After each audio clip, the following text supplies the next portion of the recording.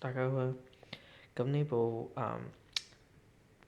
ZTE 嘅 Axon 7呢，咁大家睇到機面會有個前置式嘅一個立體聲喇叭啦。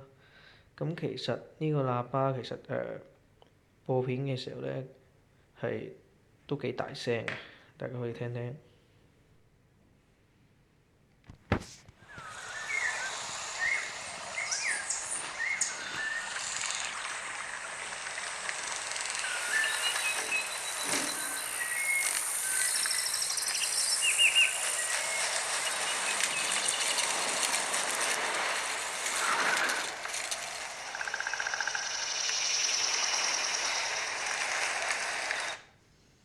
咁呢，其實呢個喇叭呢仲會support杜比嘅 Atmos 嘅一個音效技術嘅嚇。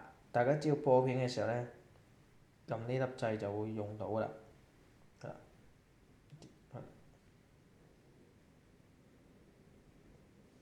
咁大家可以試聽多次有咩分別啦。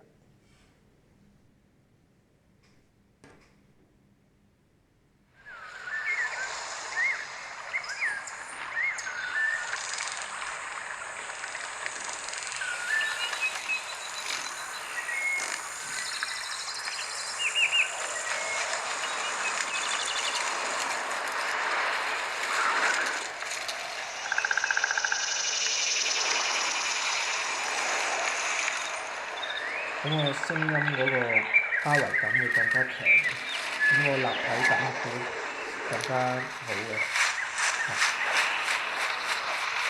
咁中意睇片嘅朋友，不妨都考慮下呢部機。